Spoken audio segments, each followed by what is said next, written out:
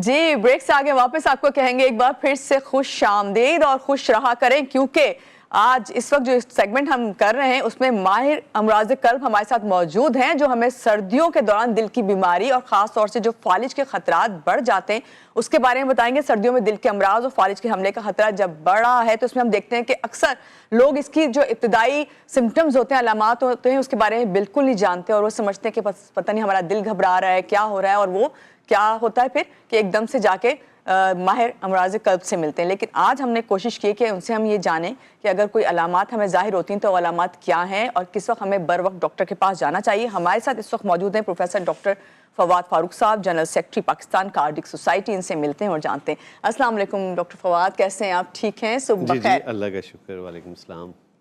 आपका बहुत शुक्रिया कि आपने हमें ज्वाइन किया। डॉक्टर साहब, ये सर्दियों में ही क्यों आजकल हम देख रहे हैं कि दिल के अमराज की काफ़ी शिकायत आ रही हैं, बढ़ गए हैं, और उसके साथ साथ फालिज के खतरात क्यों बढ़ जाते हैं? अच्छा, पहले तो बुनियादी तौर पे सर्दी के इंसानी जिस्म पे असरात हम समझ लेंगे तो चीज़ बड़ी आसानी से समझ में आ जाएगी। सर्दी यानी जब भी कोल्ड होती है जी, तो इंसान का जिस्म हीट को कंजर्व करने के लिए नालियाँ, ब्लड, खून की सुकड़ाव बढ़ता है। यानी ओवरऑल पूरे जिस्म में आपकी खून की नालियाँ वो अगर पहले इस डायमीटर में थी तो वो सुकड़ के कम हो जाएंगी। ठीक है। और ये नेचर का उसूल है कि जब भी किसी सर्कमफ्रेंस वो कम होगा तो प्रेशर बढ़ जाता है।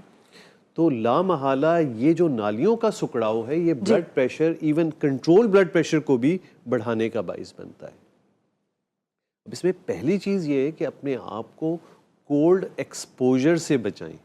यानी अगर खुदा न खास्ता आपको सर्दी में निकलना पड़ रहा है तो पूरी तरह अपने तमाम लवाजमात, स्पेशली वो लोग जिनको ब्लड प्रेशर या दिल के अमराज हैं, क्योंकि वो सर्दी को कोप करने के लिए जिस्म आपका नालियों का सुकड़ाव करेगा जिससे बीपी बढ़ना शुरू हो जाएगा। कोशिश करें गैर ज़रूरी घरों से ना निकलें। घर के अंदर भी जाहिर सी बात है हर इंसान को हीटर या इन तमाम चीज़ों की सहूलियात मैसर नहीं है, तो घर के अंदर भी दिल के मरीज़ को ख़ास तौर पे यह ख्याल रखना है कि उसका बॉडी टेम्परेचर वो उस अंदाज में रहे जो नॉर्मल हो, बहुत सर्दी का उसको सामना ना करना पड़े। अगर वो सर्दी को एक्सपोज रहेगा उसका ब्लड प्रेशर बढ़ जाएगा। अगर खुदा न खास्ता तमाम कुछ करने के बावजूद भी आप ऐसी जगह पे हैं जहाँ बहुत सर्दी है तो फिर अपने ब्लड प्रेशर ज़रूर चेक कर लें, और खुदा न खास्ता वो प्रीवियसली जो कंट्रोल्ड हालत में थे और अब बढ़े हुए आ रहे हैं तो आप डॉक्टर से मशवरा कर लें। हो सकता है इस सर्दी के दौरानिए में आपको अपनी दवाइयों को थोड़ा सा बढ़ाना पड़े, इस वजह से क्योंकि नालियों का सुकड़ाव बढ़ रहा है। तो डॉक्टर साहब, ये आपको ये जो मिकदार है दवाई की वो बढ़ानी होगी? जी बिल्कुल, बीपी की दवाई, क्योंकि जाहिर सी बात है कि आप बहरहाल तमाम अपनी हिफाजत करने के बावजूद भी उस कोल्ड को एक्सपोज हो रहे हैं। जब भी आप कोल्ड को एक्सपोज होंगे नालियों का सुकड़ाव बढ़ेगा और बीपी बढ़ेगा। ठीक है, लेकिन इसके लिए जरूरी है कि पहले अपने डॉक्टर से जरूर जो है रिकमेंड करवाएं, अपने तौर पे चेक कर लें। कुछ लोगों का बॉडी का सिस्टम ऐसा होता है कि वो उस चीज को खुद ही ऑटोमेटिकली डील कर लेता है, तो आपकी जो एग्जिस्टिंग दवाइयां हैं वही काफी होंगी। लेकिन कुछ लोगों में ऐसा होता है कि वो आपका अंदरूनी निज़ाम उसको कोप नहीं कर पा रहा होता तो बीपी बढ़ता है। समझने की बात है, बहुत ज़रूरी है। डॉक्टर साहब, दिल के दौरे या फालिज की अगर हम बात करें तो उसकी जो फौरी इब्तिदाई अगर हम कहेंगे वो क्या अलामात होती हैं और जिन्हें जैसे हमें पता चले तो हमें अवेयर हो जाना चाहिए? बन गया तो इसी वजह से चूंकि सर्दियों में बीपी बढ़ रहा है। जी जी, बीपी का बढ़ना एक अहम अंसर है जो आपके अंदर फालिज और दिल का दौरा लाता है। दोनों से कनेक्टेड तो ये दोनों से कनेक्टेड है, क्योंकि एकदम से दिल पे बोझ पड़ता है, ब्लड प्रेशर कहीं ज़्यादा शूट करे तो दिमाग की शरीयान फटने का ख़तरा होता है। ब्लड प्रेशर मुस्तकिल बढ़ा रहे तो जैसे दिल की नालियों में तंगी आती है इसी तरह दिमाग की नालियों में भी तंगी या क्लॉट आ सकता है जो फालिज का बायस बनता है। दिल के मरीज़ों में अगर ले लें तो ब्लड प्रेशर का बढ़ा रहना अगेन दिल पे बोझ ज़्यादा डाल रहा है, क्योंकि पहले दिल एक ख़ास प्रेशर के अगेंस्ट कॉन्ट्रैक्ट करके पूरे जिस्म को खून दे रहा था जी। अब एकदम से जब प्रेशर बढ़ा है तो अब दिल को एक ज़्यादा प्रेशर के अगेंस्ट यानी ज़्यादा फोर्स लगानी पड़ रही है, ज़ोर ज़्यादा लगाना पड़ेगा, ज़्यादा एनर्जी कंज्यूम करनी पड़ेगी। तो ऐसे लोग जिनकी दिल की नालियों में तंगी है, जिनको मर्ज़ है लेकिन अभी तक पता नहीं था, वो मर्ज़ एकदम से ज़ाहिर होके या दौरे की सूरत में ہونے کا خطرہ ہوتا ہے. اب علامتیں کیا ہیں؟ پہلے فالج کی علامتیں سمجھ لیں, اور آج کل فالج کی ابتدائی علامتیں سمجھنا بہت ضروری ہیں, کیونکہ وہ جو ابھی ہم نے ذکر کیا کہ جب دماغ کی شریان میں کلوٹ آتا ہے تو اب ایک ایسا سسٹم آ گیا ہے کہ ہم ایک انجیکشن دے کے اس کلوٹ کو ڈیزالو کر دیتے ہیں, یا ایون جیسے اینجیوپلاسٹی ہم دل کی نالیوں کی کرتے ہیں, اسی قسم کی اینجیوپلاسٹی دماغ کی نالیوں کی بھی کی جا سکتی ہے, لیکن اس کا دورانیہ کیا ہے کہ فالج کی علامتیں شروع ہونے کے 4.5 سے 6 گھنٹے کے اندر وہ ہو سکتی ہے. تو اگر آپ نے وہ ٹائم گزار دیا تو آپ زندگی بھر کی معذوری, اور اگر اس ٹائم پہ آپ ہسپتال پہنچ گئے اور یہ عمل ہو گیا تو آپ بچ جائیں گے. اب ہم اس طرف آ جاتے ہیں کہ علامت کیا ہے. بالکل فالج کی علامت دیکھیں, آپ کے جسم کے کسی بھی ایک حصے پہ پرابلم آ رہی ہے. یہ اکثر ہوتا ہے, گھر میں بیٹھے ہوئے اچانک کپ سے چائے پی رہے تھے, ہاتھ سے کپ گر گئی, اور یہ سیدھا ہاتھ جو ہے اب ہل نہیں رہا ہے, یہ فوری ہوتا ہے. الٹا ہاتھ تو چل رہا ہے, سیدھا ہاتھ ایک دم سے نہیں چل رہا ہے, سیدھا پیر نہیں چل رہا ہے, یعنی جسم کے پورے آدھے حصے پہ ایک دم سے کمزوری آ گئی, آدھا حصہ آپ کا ٹھیک چل رہا ہے. اس قسم کا پرابلم آ رہا ہے, یا ایک دم سے آپ بول رہے تھے آپ بولا نہیں جا رہا ہے, یا ایسے الفاظ نکل رہے ہیں جو آپ کسی کو سمجھ نہیں پا رہے ہیں, ایک دم سے نظریں, ایک دم سے ایسا چکر آنا کہ آپ بے ہوش ہو کے گر گئے. کسی بھی ایج میں ہو سکتا ہے, کسی بھی ایج میں ہو سکتا ہے. آج کل ایون ینگ لوگوں کو بھی ہو رہا ہے. تو سڈن بے ہوشی ہو جائے, جسم کے کسی ایک حصے پہ پرابلم آ جائے, آپ کو بولنے میں تکلیف ہو رہی ہو, اب اس میں اپنے الٹے سیدھے ٹوٹکے نہ کریں, فوری ہسپتال, فوری ہسپتال. واضح نظر آ گیا کہ الٹا ہاتھ چل رہا ہے اور سیدھا ہاتھ نہیں چل رہا, تو یہاں فوری ہسپتال جانا ہے. یہ تو فالج کی ابتدائی علامتیں. اور شدید نوعیت کا فالج ہے تو ایک دم سے بے ہوشی, یہ فالج کے حوالے سے ہیں. دل کے دورے کی بات اگر ہم کریں تو دل کے دورے کی جو کلاسیکل علامت ہے وہ ایک سینے کے درمیان میں اس نوعیت کا شدید بوجھ یا درد جو آپ نے اپنی زندگی میں پہلے کبھی محسوس نہ کیا ہو, اور ایسا محسوس ہو کہ جیسے گھٹن کا احساس ہے, کوئی دبا رہا ہے, گلا بند کر رہا ہے, پسینے آ رہے ہیں اور یہ چیز ہاتھوں میں جا رہی ہے. اچھا, اب ایک چیز اس میں یہ ہوتی ہے کہ یہ شدت کے ساتھ جاری رہتی ہے تو آدمی خود بخود 15 سے 20 منٹ میں ہسپتال پہنچ جاتا ہے. کچھ لوگوں میں یہ تھوڑی ہوئی پھر ٹھیک ہو گئی, تھوڑی ہوئی پھر ٹھیک ہو گئی, یہ مریض سمجھنے لگتے ہیں کہ کچھ اور ہے, دل کا مسئلہ نہیں ہے. اس نوعیت کی اگر آپ کو تکلیف ہو رہی ہے تو پھر آپ کو فوری اسپتال جانا چاہیے, چاہے وہ تھوڑی دیر کے لیے. ڈاکٹر صاحب آپ نے بہت اچھے سے بتایا کہ یہ علامات ہیں. میں ایک چھوٹی سی اگزامپل دوں گی.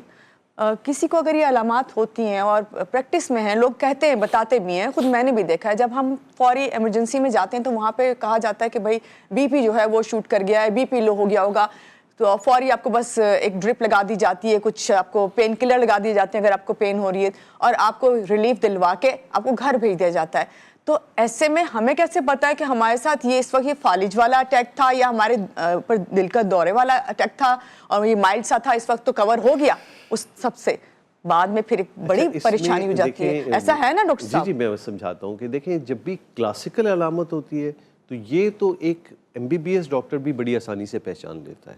اس میں کبھی ایسا ممکن نہیں ہوگا کہ کسی کو جو میں نے ابھی علامتیں بتائی ہیں ایسی علامتوں کے ساتھ کوئی آدمی اسپتال گیا ہو اور ڈاکٹر اس کو گھر واپس بھیج دے, یہ ممکن نہیں. نہیں گھر واپس نہیں بھیجتے, ٹھیک کر کے ریلیف نہیں داخل. وہ کیا ہوتا ہے, دیکھیں کبھی کبھار ایسا ہوتا ہے کہ ڈاکٹر کو بھی واضح تشخیص نہیں ہو رہی ہے. علامتیں اس نوعیت کی ہیں کہ کچھ لگ رہا ہے, جیسے ایک آدمی نے کہا کہ مجھے 1-2 منٹ کے لیے کچھ فوری ECG کرائیں, ECG کراتے ہیں, بلڈ ٹیسٹ کرتے ہیں اور دوسرے لوازمات ہیں جن سے وہاں ڈاکٹر کی وزڈم یعنی اس کی سمجھ بوجھ بڑی اہم ہوتی ہے کہ کس مریض کو اس نے گھر جانے دینا ہے اور کس مریض کو آبزرویشن میں رکھنا چاہیے. تو یہ تو سرٹلی وقت کے ساتھ اب ہمارے پاس کمپیٹنسی لیول کچھ جگہ پہ بہت اچھا ہوتا ہے, کچھ اسپتالوں میں اتنا اچھا نہیں ہوتا ہے, تو اس میں کہیں کبھی کبھی گڑبڑ ہو جاتی ہے. ڈاکٹر صاحب بہت اچھے طریقے سے آپ بتا رہے ہیں, اور میں یہاں پہ یہ بات ضرور کہوں گی کہ اکثر ڈاکٹر کی وزڈم کی جب بات کی نا ڈاکٹر صاحب نے, تو یہ بات بالکل صحیح ہے. بعض دفعہ ایسا ہوتا ہے کہ ینگ پیشنٹ اس طرح جاتا ہے, ڈاکٹر صاحب کہتے ہیں یہ ماں باپ کہتے ہیں بھائی یہ کھاتے پیتے نہیں ہے, شاید ان کا لائف سٹائل اس طرح نہیں ہے. تو یہاں پہ آپ سے جانیں گے کیا غذا, ورزش, آپ کی ڈیلی لائف سٹائل جو ہے اسے بہتر کر کے ہم اس تمام چیزوں سے بچ سکتے ہیں؟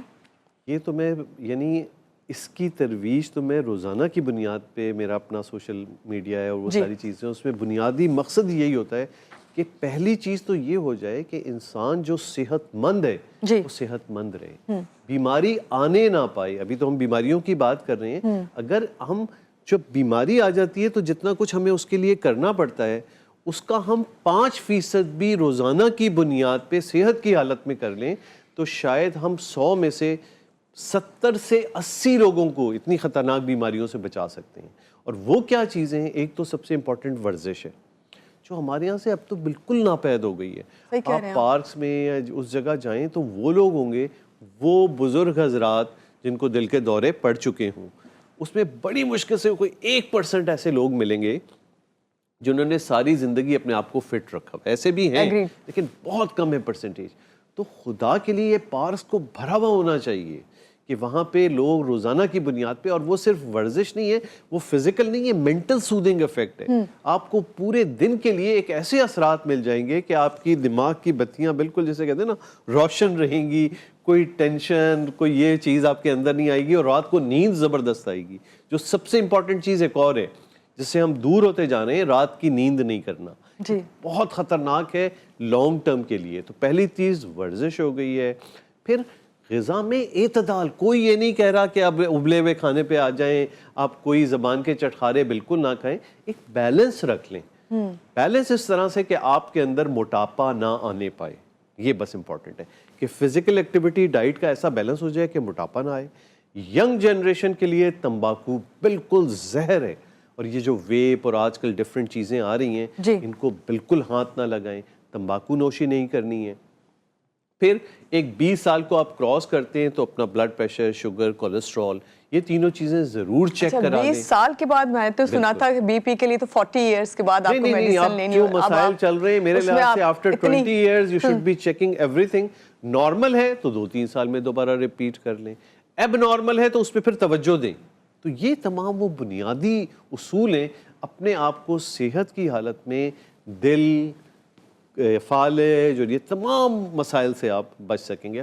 اور خدا نہ خواستہ آئے بھی تو آپ اس کو بڑی اچھی طرح اس سے نبض آزما ہو سکیں گے. ٹھیک ہے، یہ تو آپ نے ہیلدی لائف سٹائل کے ساتھ بتایا. لیکن ویسے اگر سردیوں میں اگر دل کے مریض ہیں یا فالج کے مریض ہیں، ان کو کون سی احتیاط رکھنی چاہیے؟ ایک تو یہ جیسے ہم نے پہلے ذکر کیا کہ باہر گھر سے نکلنا پڑے یا گھر کے اندر بھی آپ کی سردی ہے تو پراپر کور رکھنا ہے سر سے لے کے پیر تک، اس طرح کہ آپ کا ٹیمپریچر وہی رہے جو باڈی ٹیمپریچر ہوتا ہے. جیسے جیسے انوائرمنٹ کا ٹیمپریچر کم ہوتا جائے گا، جسم کو اپنے اندر ہیٹ کنزرو کرنے کے لیے نالیوں کا سکڑاؤ بہت بڑھا. اور اس میں ایک اور اہم بات میں ذکر کر دوں، بہت سے ایسے لوگ ہوتے ہیں دل کی کمزوری ہوتی ہے، ہارٹ ویک ہوتا ہے ان کا. ان کے اندر پانی کی مقدار کا بیلنس بڑا امپورٹنٹ ہوتا ہے.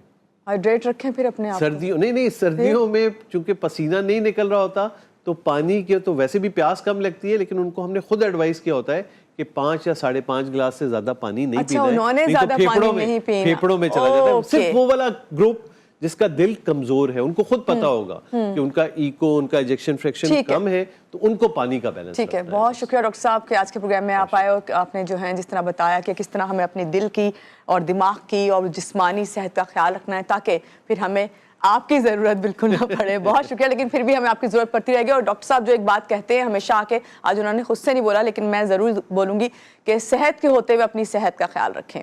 یہاں لیں گے ایک چھوٹی سی بریک کے بعد واپس آتے ہیں. رہیے گا ہمارے ساتھ.